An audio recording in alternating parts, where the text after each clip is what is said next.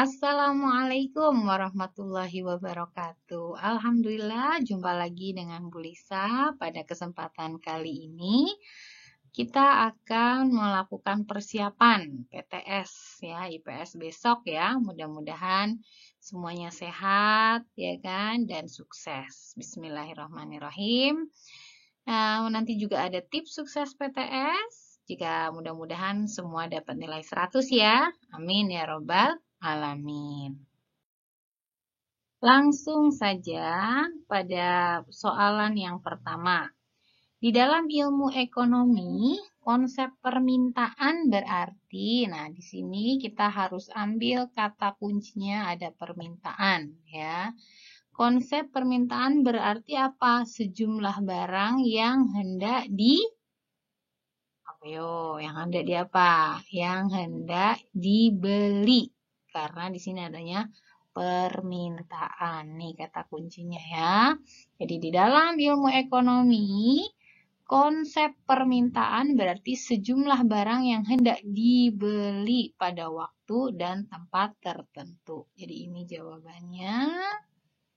Selanjutnya yang kedua ini, konsep penawaran. Kata kuncinya adalah penawaran. Ya, di dalam ekonomi pengertiannya apa di sini? Kalau penawaran berarti yang hendak dijual. Sejumlah barang yang hendak dijual pada waktu dan tempat tertentu. Ya, bisa juga di sini ditambahkan dengan tingkat harga tertentu gitu ya. Nih, yang hendak dijual. Gitu. Baik, soal selanjutnya ditanyakan di sini adalah hukum permintaan. Ya, hukum permintaan ini bunyinya seperti apa?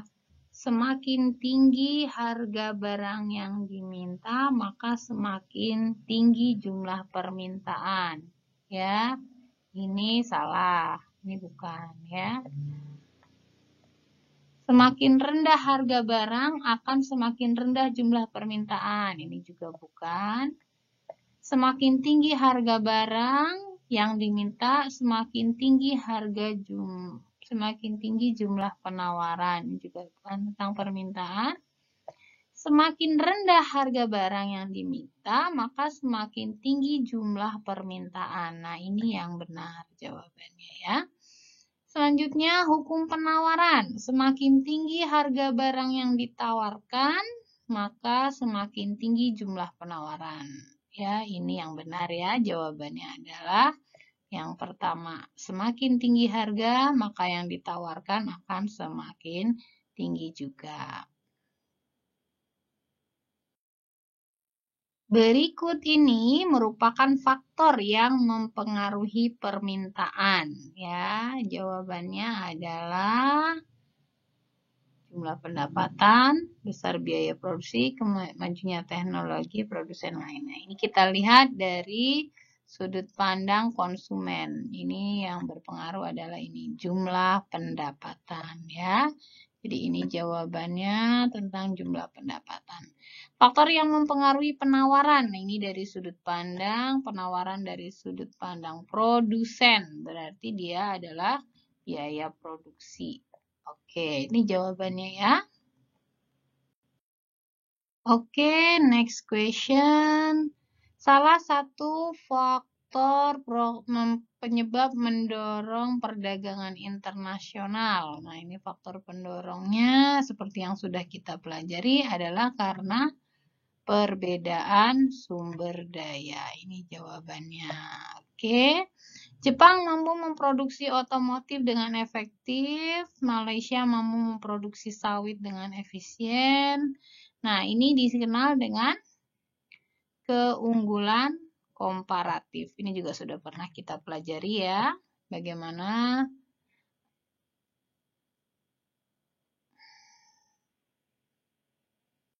suatu wilayah memiliki keunggulan dari produk berdasarkan sumber daya yang ada di daerah itu.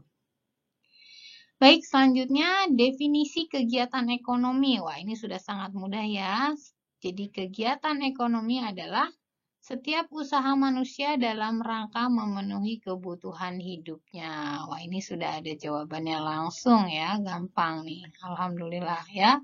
Tinggal diulang-ulang aja nih nanti bisa jawabnya. Next, berikut ini contoh kegiatan produksi rumah tangga keluarga. Wah, ini berarti kata kuncinya adalah kegiatan produksi dan rumah tangga. Oke, jadi di sini yang merupakan kegiatan produksi adalah menjahit untuk dijual kembali ya di butik. Oke, ini jawabannya. Soal berikutnya. Berikut ini contoh kegiatan konsumsi rumah tangga perusahaan. Berarti jawabannya yang mana ini? Tentang kata kuncinya adalah konsumsi ya kan dan perusahaan. Sebentar. Di sini kegiatan konsumsi yang dilakukan oleh rumah tangga perusahaan. Ini adalah apa ya? Mengirim barang, ini distribusi, menggunakan bahan baku. Ya, ini berarti jawabannya adalah menggunakan bahan baku dan tenaga kerja. Oke, next. Contoh kegiatan distribusi pemerintah. Oke, ini kata kuncinya adalah distribusi oleh pemerintah. Jawabannya maka adalah apakah membayar pajak, menggunakan alat kantor, melakukan kunjungan kerja, atau wah ini distribusi ya, berarti ini perusahaan listrik negara menyalurkan listrik ke berbagai daerah ya atau provinsi. Oke. Baik, selanjutnya definisi pelaku ekonomi. Sudah kita pelajari bersama bahwa pelaku ekonomi adalah setiap orang atau pihak ya, bisa individu, kelompok, lembaga yang melakukan kegiatan ekonomi. Berarti jawabannya ini ya. Oke, para pelaku ekonomi terdiri dari apa saja? Ya, ada rumah tangga keluarga, perusahaan, negara, dan luar negeri. Oke, ini jawabannya. Berikut ini peran utama rumah tangga perusahaan. Ya, perusahaan dia berarti produsen ya, yaitu nah, ini jawabannya ya. Memakai itu konsumen, investasi, menciptakan barang, mengalur jalannya jawabannya adalah menciptakan barang ya sebagai produsen ya. Ini perusahaan. Kata kuncinya rumah tangga perusahaan, peranannya apa? Ya, menciptakan barang dan jasa yang dibutuhkan. Selanjutnya, kata kuncinya di sini peran utama rumah tangga keluarga. Ya, sebagai konsumen ini ya, pengguna hasil produksi sekaligus penyedia faktor produksi. Ini jawabannya. Oke, jangan lupa ini dihafalkan. Nanti mudah-mudahan bisa dapat nilai 100 semua. Oke, next.